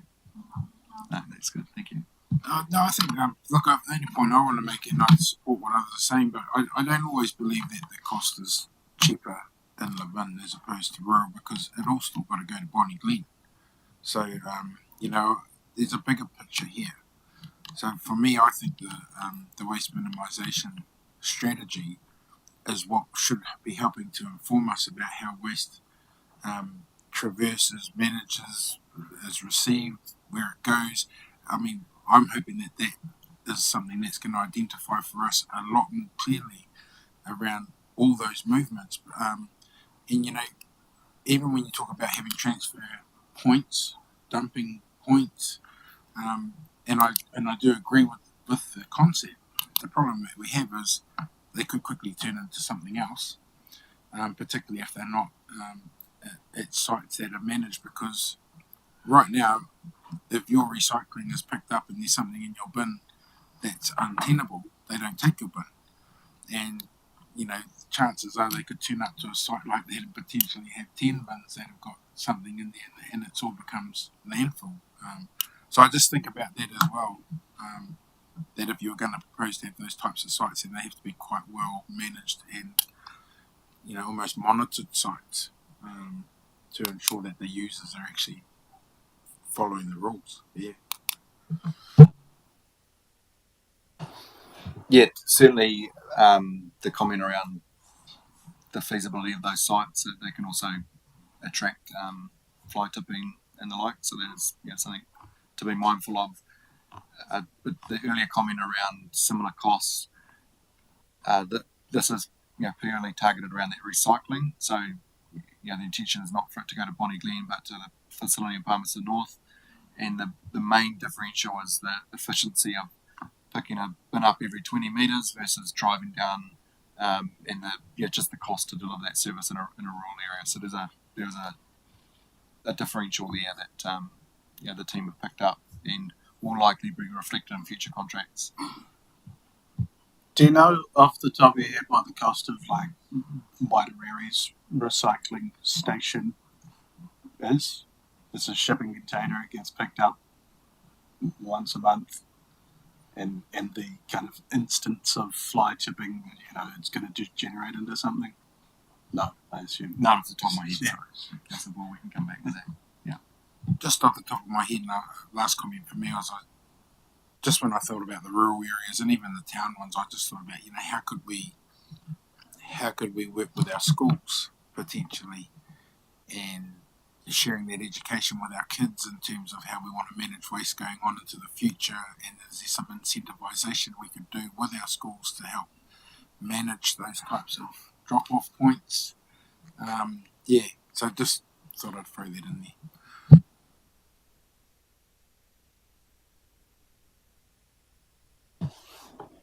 Before we move on to WMP, any further direction on recycling options, level of service? Does the table want to give a vague steer of yes or no on some of these? I'd kind of like to see where everyone sat on option 2 if we want to go I'm boo on that. But I wanted to see if there was any support or if officers should kind of write that one off altogether before going away. My preference, at the risk of a boo, was option 2, but including the sort of peri-urban areas, because Levin and to a large extent Foxton to a lesser extent, there are those lifestyle blocks that cluster around, and by the time you take the urban plus those lifestyle sort of areas into account, that's a significant amount of recycling. And also just looking, despite the acknowledged risk, looking at the idea of collection points in the rural area. So urban, peri-urban with collection points for rural is a sort of mix that looks pretty good to me. That is the intention of option 2. So what I'm hearing is we're up for a conversation around level of service. and alternates to still deliver on the WMP objective. So that's in effect option 2, is around level of service. The other option, which seems to have come through around the table today, is around district-wide provision, which obviously comes at a further cost, but provides and addresses the current level of service that's being provided. Dan, I would imagine the contract that we have with our providers, I mean, if you're on a truck for 3 hours a day, increasing that to 4 hours a day surely wouldn't be that much of an extra cost.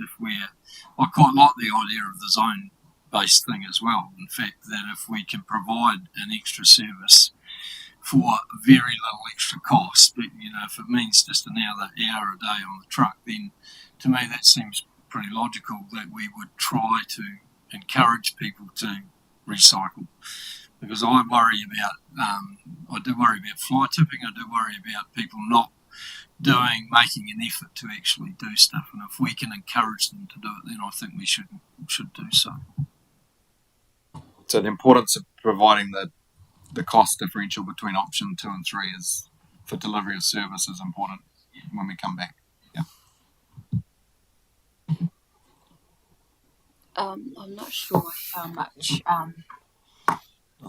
fly tipping is avoided when we consider recycling. Fly tipping is some nasty rubbish. It's not the recycling kind necessarily. I wonder the existing transfer stations we have, along with recycling stations like the Waikawas and the where we currently have those locations, how many more, if any, would we need to introduce to provide that reasonable sort of, do we need 2 more? I mean, if I think about Tupumaru, I don't know much about where theirs might be if they've got one, but next to that hall where their big car park is, which we fund regularly, positions like that, understanding what works and what's, because I note your logistical comments earlier around trucks being able to turn and all that kind of thing. There are actually some current roads, sounds like, that need to be cancelled out just based on that. Otherwise, it's a different size vehicle, and you gotta buy, like ching, like it's just, yeah. So we need what's affordable that still gets the reach and coverage that we need, and we're still doing what Councillor Allen says around the bulk of the recycling is happening. Let's capture that, and anything else is a bonus, because under current behaviour there's still a lot going to landfill. Yeah, I think you've picked up on a good point there, that because the services currently provided, we've got first-hand experience of dealing with customer complaints to do with locations of bins, particularly in rural areas on state highways, where we have approached a customer off the back of the contractor having to park on a blind corner or a corner that impacts the operation of the state highway. So it's deemed not being safe. So we're engaging with the resident to ask if the bin could be moved down to a safe location. There's potentially being some pushback around that, some counter opposition from the resident who's premise we've asked to locate the bin outside. So these all start to weave into the complexity of just providing that service, and where there is limited resource to manage that. As soon as we get outside that rural urban area, we start to encounter these problems. So there's obviously only anecdotal, but the team are and currently do experience these issues on a fairly regular basis, and we're trying to correct a number of those.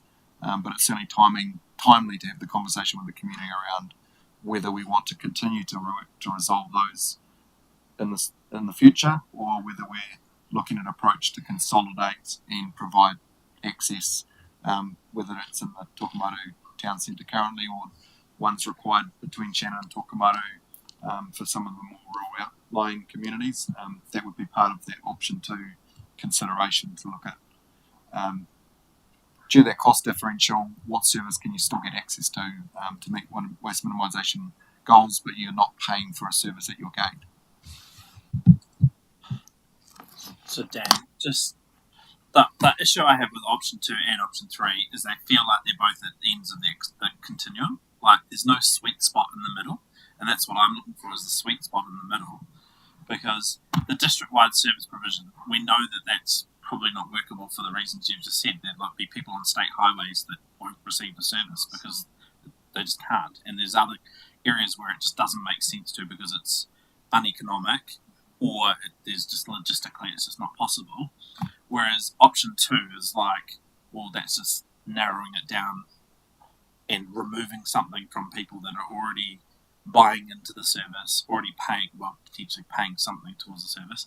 And so, like, for me, it's the sweet spot is in between those, based on, like, guided by where we're currently providing the level of service, because the conversation is then, well, we're already driving up the street, so, you know, in these areas, it's kind of a little bit of zoning, but it's basically saying we're already providing a level of service here. Do you want the service in this area or not?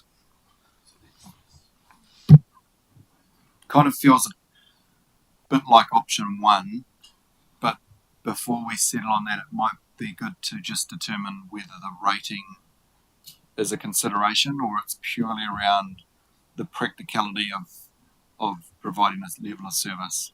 So if there was a general agreement around a harmonised rate, there could be some sort of middle ground.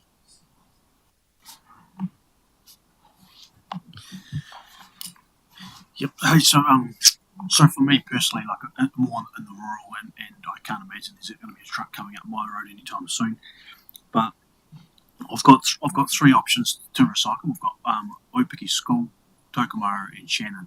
And for me, I think that's adequate, right? I can go do my recycling on the way to somewhere, and that's fine. I'd probably struggle with the reducing level of service. Just like if you've given someone something and they've had it and then taking it away, I think that's when we're going to get a bit of an upheaval within the community. But I totally understand it. And when you come to state highways, if it's an issue, a risk, health and safety, then we need to be doing something there. And if you've got people that aren't playing ball as such, then just cut it. You know, like at the end of the day, we've got to do the right thing.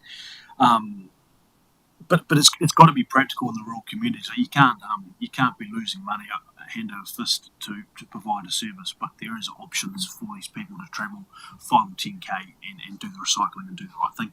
The behavioural change is a big thing for me, and I speak about it a bit. But I think that's what we need to be enhancing and working towards. And I think there's systems in place within the community for that to happen now. So it's good.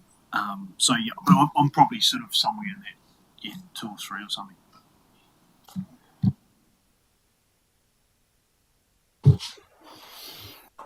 Yeah, it sounds like you're a bit of option 1 as well. Particularly around not. So I'm hearing, let's not take something away we've provided. You know, if it's practical. However, the complexity comes around how we then manage that and then rate for it. So if it was feasible to simply, tick a box and rate one number versus the next, put some rules around how we were to, control the rollout of further services. That still sounds like it's almost a full-time job. So in some ways, when we do go and start to run the numbers on these, we might just have to factor in that, a practical level of operational cost to actually manage these services. And when we go and price it, any option's possible, but we've got to be realistic that to manage these things, particularly when we're dealing with customers and ensuring we provide a reasonable level of customer service, thinking about the logic and the rules around rollout, how we say no, will require some further thinking. Sorry, it'd be interesting just to ask some of these people in the community whether they are happy to pay for this level of service, even though they've had it if this is the true cost for this service, are you happy to pay this? And that's a pretty easy yes no question as well, which would give us a good steer, I think. Sorry, Dan, and just the last thing, I think this whole conversation makes it really important that we don't just have a one targeted rate that covers all of the solid waste activities. We have to separate it out. So that's why we have to have like a curbside recycling or drive by your house recycling service charge, and then but if you don't get that service, you're still paying a targeted rate, albeit smaller, for just access to facilities that you might choose to use or not use. So like I don't want it all just lumped in one, because I don't think that's fair. I don't think that drives the conversation. Well, I'm paying for this and I'm not getting it.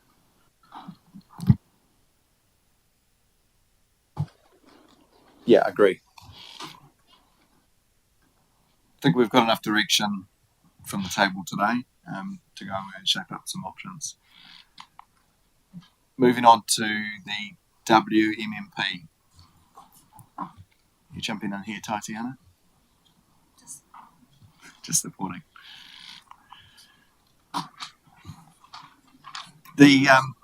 Just a reminder around where we are today. So we're not coming back with a full rewrite of the WMP. We have one.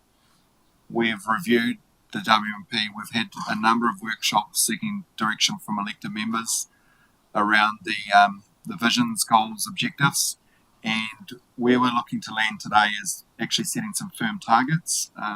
In some ways, they may feel not as aspirational as perhaps where we started out on this journey 6 months ago, but they are very much reflective of the order of priority that's been given to ensuring we manage the landfill, the aftercare, alongside getting our basics right for recycling before we jump to provide an all and sundry WMP objectives that potentially aren't affordable. So key message and themes picked up through engagement with elected members is that we need to be focused on the most impactful affordable initiatives over the next 3 years of the WMP cycle. So certainly around our vision, overarching themes, the goals, objectives and targets, we're quite keen to seek elected member direction today on some of the targets that have been set and just flesh out a collective understanding of what the focus and the mandate from our community will be over the next 3 years. So the vision to deliver continued waste reduction. Horowhenua business and households will be provided with efficient and effective waste minimisation and management services. So be that at your curbside or at a rural collection station, it's important that we always come back to this vision and ensure that what we're doing is delivering on that. One of the most important things that come up through the process as we started to understand how we meet the objectives of our current WMP was around the fact that we're starting from a base of not knowing currently what we're doing or what we're achieving. We don't control the waste stream. We don't have good access to the data around not just the current level of waste that goes to the landfill, goes to landfills, but also around our ability to understand the makeup of that and to set some baselines for our MFE targets for diversion. So one of the first goals in the targets is to be working alongside waste providers, companies, but also building those relationships with businesses. So once again, I say this isn't the let's roll out a new service. This is very much getting back to basics to say we need better data to ensure that we can monitor and manage our waste minimisation initiatives into the future. In a similar vein, enabling accurate district-wide diversion requires us to have that data to work alongside all of the contributors into that, be it the cardboard paper production, the OG Fibres of the world, the scrap metal dealers, to really get accurate information around the transition of waste within our community to ensure that when we start to report into MFE, it's data and fact driven. So once again, back to basics, getting the data right, ensuring that we can then report. So there's some pretty strong objectives around that, and this will be really important as we move into the 27-28 period, where our contribution from waste levies is actually directly linked into our ability to report on and ensure that we are delivering on those diversion objectives. Sorry, Dan. Question: Why are we owning this? Why is this not? Why is this obligation not sit on the people that are actually in control of the waste stream? Like, surely with waste going through a land transfer station, that's the optimum time to be able to screen and collect the data on what's going through that station. And surely that should be an obligation of the supplier of that service. Like, same with if we let all these companies go around picking up, I should say we let people go around and pick up this waste in our community. Like, surely there's an obligation on them to be providing that data rather than us having to lead and do all the spend the money to do this. Just probably maybe need to reflect on the historic contracts that we have in place, and that we are, as we move forward into the waste minimisation space, these legacy contracts weren't geared towards having to do that extra work to gather and capture that information. So one of our back to basics would be firstly to negotiate within existing contracts, but then ensure that all future contracts that have a council interface, that this information is provided. Not dissimilar to when we build a wastewater pipe, that there's an obligation in the contract that gives us all the levels and we can input it into our GIS system. That if we look backwards, given the focus around waste minimisation, this just really wasn't embedded into the thinking and thought process of the day, when we just simply dumped it all in a landfill. So probably on your question though, it's not an obligation on us if we decide that we don't want to do waste minimisation. We don't need to necessarily meet those targets, but what it does mean is that we will foreclose the current levy, which is around 300k per year. But the messaging coming out of the sector is that that levy will increase. So as waste is dumped into landfills, year on year, those levies will continue to increase for the purpose of recycling that back through council organisations into waste minimisation objectives. So, into the future, if we think 5 years, into the future, it's likely that when we need to start meeting these 30 or 40% diversion targets, that the carrot to be in the initiative of minimisation will be much bigger, and that's the intention, is that it's going to be funded through the dumping of rubbish into landfills. So there's a circular effect that the more that goes into the landfill, the higher levy it attracts. That will start to incentivise and drive the waste minimisation initiatives that council can roll out. So, over time, some of the more aspirational, system rollouts and services will probably become more financially viable as there's more central government funding to support those as well. But in order to do that, we need good data. So that's really the key focus in the next 12 to 24 months. Just a couple of points from me then.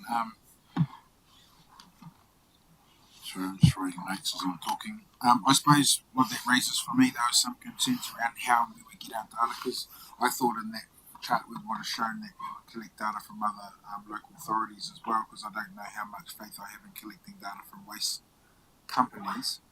Secondly, waste companies run private landfills, so in order to access data through them is obviously through a high trust system, model, whatever you want to call it, whereas council owned facilities, we already have that information. So I suppose that's all I wanted to signal in that regard. Yeah, that was all for now. Yeah, I think you've highlighted some of the challenge around that information isn't always freely available and shared. So there's some work to do to ensure that we can get access to that data.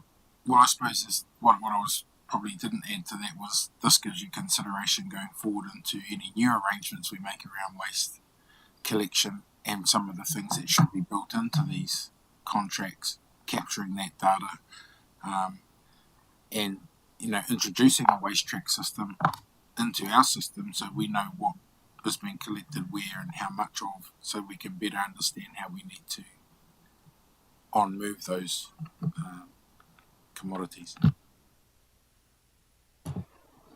Yeah, so first two goals obviously geared around data, ability to report, diversion. The third one is around the message we've received about it's not necessarily volume of diversion. If we're starting off on this process, we should be actually focused on getting the most environmentally hazardous waste out of the system. So there's a set of objectives that we've set around transfer stations and also working alongside charitable trusts to ensure that we're getting those most harmful wastes, the chemical fertilizer, chemical sprays, the paints, the batteries, ensuring we actually get those out of the waste system. So initial focus not necessarily on getting the biggest volume, but getting the most harmful waste out of the waste system. So that's effectively what the goals sets in place here, and part of the research that will be done around this is ensuring we get the balance right of ability to access those systems. So the start point is obviously Fox and Levin, but if we're finding that actually we need to enhance the rollout of those services into some of the smaller communities, then that would be part of this goal and objective, and the intention to link into some resident satisfaction type surveys to understand access to hazardous waste disposal services. I just wanted to query why only charitable trusts? I mean, I like it, but if people are willing to properly dispose of permitted hazardous wastes, are we happy to let private entities do that? Yep, Yeah, I think that was just put in because we've had engagement from them currently to help us with this type of waste, so that's why that's been put in there. But I mean, we can change that, make it more broad. It's fine. Yeah, totally like that, because there's businesses already in this community that have things like paint and light bulbs, but it's not. So we need to work with them to make sure that we're supporting them. It could be incentivizing that by giving them, at cost access into transfer stations or whatever to support those initiatives. But yeah, totally agree. It should be wider than charitable truck. I think some of the thought processes, scrap metal, for example, that if there's money to be made, people will already be doing it. And part of the gap in the market is that council need to step into the space where actually there's not necessarily money to be made. But yeah, I think raises a good point that it's not just charitable trusts. There could be private companies that we could leverage their current business to provide effective disposal of more hazardous waste, not just necessarily charitable trusts, which we're currently engaging with. So a lot of this is geared towards trying to provide the most impactful service at the minimum baseline cost. So leveraging off existing transfer stations, charitable trusts, but certainly take your point for another investment. We shouldn't just sort of limit ourselves to not working with the wider public sector as well. The next goal was one of the key themes that come through from our 3 workshops to provide high impact, low cost delivery of targeted waste diversion initiatives. Where we've set out across all of the researchers, there's a number of different work streams that could be investigated here, be it construction and demolition waste. We have live conversations with 2 private companies that operate from outside our area that could, subject to land availability, council owned or other, potentially partner with us, around providing a service. So it's not determined exactly what that cost would be. There's further work to do in terms of the scale and timing to roll out a service like that. But with the upcoming O2L project, it certainly would be timely to give due consideration to C&D. Investigating the scope for garden waste collection and processing. Similarly with food scrap waste collection, and also investigating the scope and other work streams for collection and processing. So effectively what we've proposed in the budgets for solid waste is a staggered investment of 100k in year one, followed by 200k in 25-26 year two, 300k in 26-27. So it's a $600,000 investment of staff and seed funding across waste minimisation objectives. So we would be intending to set up through our solid waste landfill task force sessions and a quarterly workshop around how these initiatives were tracking, and we would seek elected member direction as there was options that come to light to pivot or invest further into some of these opportunities. So in some ways, we're not putting a $3 million block of funding in year three to roll out a kitchen waste service. We're saying let's get our recycling service on the money whilst we investigate further solutions. So these are very seed funding type investigation initiatives. There is an opportunity to direct the level of investment to either scale that up or scale that down as we start to present budgets in November workshops. But very much at this stage, the message was it needs to be impactful.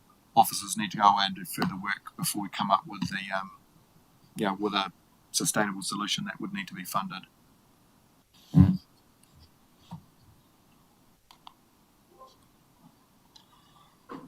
The next two goals are linked to the earlier conversation. So the importance of live-in landfill, how we manage that, how we fund that, and then the efficient and affordable recycling service. So once again, reiterating that when we started off on this journey 6 months ago, we probably talked about a full rewrite to the WMP, a whole lot of new fancy shiny new services for kitchen waste, potentially green waste services at your doorstep.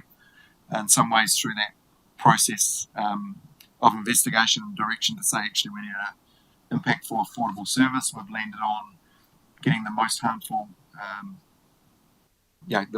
waste out of the waste stream and investigating how we could incentivise charitable trusts, private companies to do that, alongside investigating C&D, the idea around the green waste days where instead of having it at your doorstep on any given week, disposing of green waste, we might have a spring clean initiative where we subsidise our transfer stations to receive that waste at no cost to the residents. So those are the types of initiatives that you can certainly expect to see over the next 12 to 24 months, and that's how we want to pitch to our community to get that mandate to move in that direction, alongside quite a significant investment in education around waste minimisation.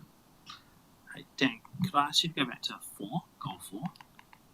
So I just want this is not wordsmithing, but so when we have that collection and processing, does that imply a particular course that it's about? I know it's not collection as in curbside, or it could be collection at a static point, but when you're talking about food waste, garden waste, the use of the word collection there kind of indicates that we might be closed off to other ideas. And I'm thinking about some of the stuff that Rogan was talking about previously about giving everyone a compost bin or whatever. But collection there implies that we're going to be active in that space. So could we widen some of those up so that they're indicating that we're still doing the thinking around what the service or what the facilitation role might be? By all means, the intention is to come back mid-November to present that solid waste activity with those three key themes around landfill options, the recycling service options, and the scope, goals, objectives of the WMP. So we've effectively got around about 4 weeks to shape, change, articulate, move funding up or down to kind of mirror the objectives that are set. So we've just really attempted to condense those 3 workshops that we've had around the WMP into a set of objectives, and there's scope to tweak, change, add into these in the next month, but also following that as we start to, find an initiative that's worth investing in over the next 12 to 24 months. You can expect that some of those objectives may change and be revisited. So, anything we can do to make them a little bit more broad. In some ways, we're saying we're not committing to a service. We're going to investigate a range of services that work best for our community and are affordable and impactful. Same slide. Can I just double check that the 600,000 over 3 years is not just about investigating and coming up with what we might do, but it includes the implementation, so that money is to find the right solution and implement a pilot for each, and that total comes to 600,000, or are you looking for extra for the pilots? What we will look to do is put a framework around that to work alongside elected members in the investigation, piloting and delivery. I suppose the key underlying message at the moment is that we're going to separate out where true costs lie. So landfill pays for landfill, recycling pays for recycling. There'll be a conversation around public-private split for bags and transfer stations. But where we've got to through this process is to really signal that there is not a lot of, there's no current skin in the game from our community or council to actually do anything further than what we're currently doing. So, I suppose that the number is up for debate or change. Like in some ways we want to run our model to look at what the overall picture looks like for rates across all of council before we potentially say we need to up the investment in waste minimisation. So we don't currently have a costed service for C&D. It's very much going to be investigation. So it would be out of that $100,000 budget in 24-25, you could expect to see perhaps 3 months in advance of that financial year starting that we could sit down at the task force and get an officer download of what they think the year ahead looks like in terms of investment of officer time and actual delivery. And so the way that we've pitched the 100K, we probably wouldn't be expecting to see too many pilots delivered in that initial 12 month. There'd be a really strong focus on education. There might be a couple of, we could trial the Spring Clean initiative around green waste disposal. In order to do that, we'd have to be talking to the providers, looking at what the actual cost, depending on what the uptake was, that might dictate how much we've got left in the budget. So there's a whole lot of process that we would need to work through. So we definitely want to see a result. We'd definitely like to run some pilots, but we don't have a mapped out program of what they look like because at the moment we're not funding this activity. So very much we're seeking mandate from 1 July 24 to increase from 0 to actually start to fund waste minimisation initiatives.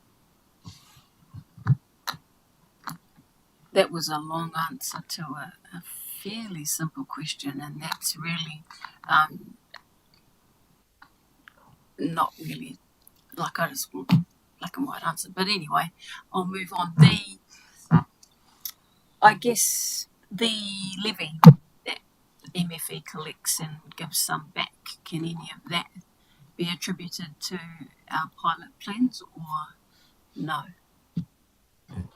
It's currently incorporated into the wider waste activity. So when we do come back with those numbers, you'll see that we'll be able to clearly separate out, and it won't, we can make a decision around whether that continues to cross-subsidise recycling or whether we actually ring-fence that into purely waste minimisation initiatives. So, I'm hearing an overarching message around we should pick the information out of our internal financial systems and ensure that that's articulated to elected members, but also to our community, and then we rate accordingly. So yes, try and give you a short answer, yes, it could be.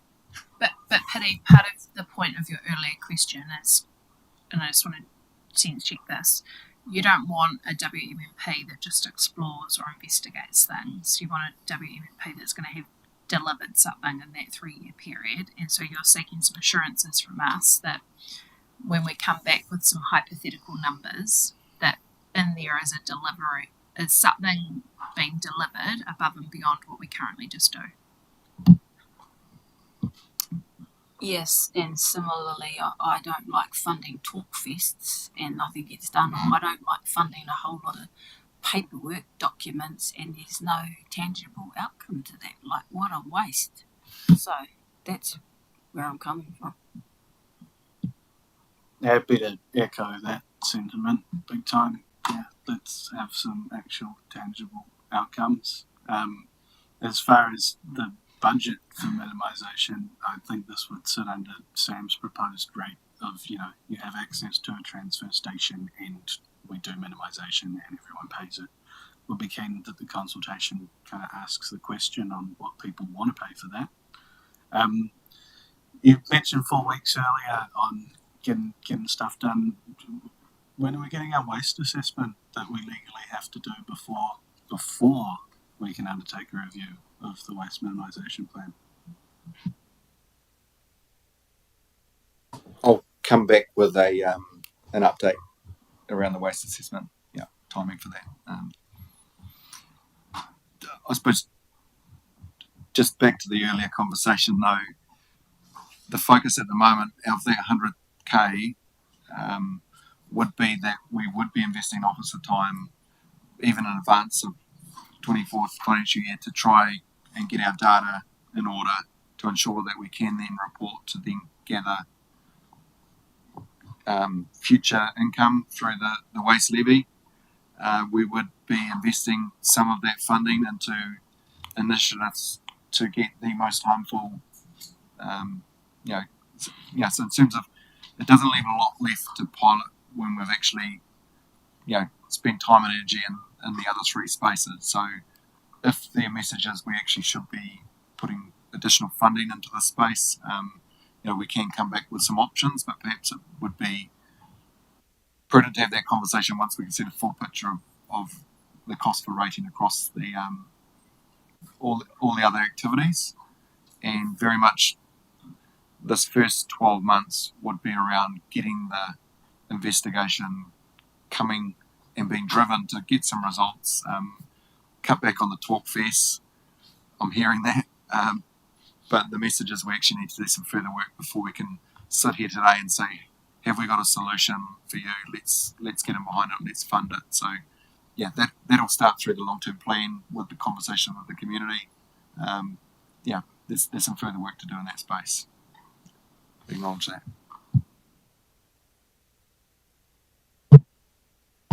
Monique, probably more a question for you. I mean, after the stranded overheads conversation and things like that, obviously there's going to have to be a conversation had at some stage about the overall block rather than sort of taking individual things like that. It's all very well to say yes now, but at some stage we're going to have to look at the bigger picture and say, well, we've got this much happening over here. We can't really do what we want to do here. So when's that conversation? At December the 13th if the door's locked. On the 1st of December, we hope to be in a position, 1st of November, we hope to be in a position to say, at a really high level, based on all the budgets we're about to present to you, this is where we're looking. Like, this is rates increase, this is debt profile at a really high level, so that when you go into those targeted activity management plan conversations, you're not saying yes or no to stuff without the context of how it fits into the bigger picture. But then it will be, and then at each of those workshops, you'll be giving us feedback about pull back, put in more, don't do that, do that. And then it will be those December workshops where we'll be starting to filter things through, and obviously 13th of December is when we kind of need to try to land the budgets.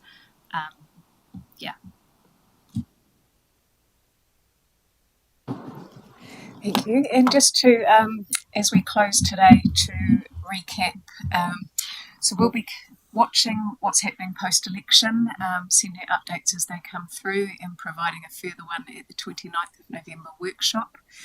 At that same workshop, we'll be coming back to you with the remaining forecasting assumptions. And just noting that today, Jen has prepared a document for you with the forecasting assumptions as provided so far, so you've got them all in one place. That's in your portals. And we will take the feedback that you've provided about Te Awaho Foxton Community Board, that there was support to investigate a target rate. So we'll do that and do modelling around options. There was support for regarding solid waste activity, also about recycling, and to take the feedback that you've provided about the goals and objectives and targets for the draft WMMP and bring that back to you as well. Looking ahead to next week, there is no workshop. We are bringing the paper to Council about climate change. The following week is when the start of those activity workshops with that piece ahead of that first community facilities one that Monique just mentioned, the high level picture of where we're at. And that's us for today, unless there are any further questions. Thank you, Karen. No, that's good. Appreciate that. Look, I just want to acknowledge Jenna and wish you all the best, Jenna. Hopefully, one day when you've had enough of the small town sort of stuff, you come back to the big smoke. And but just acknowledge the work that you've put in over the last year or so, especially with the long-term plan amendment and this one. Really appreciate it, and we know we've trained you well for your next step, and wish you all the best for that. Cheers.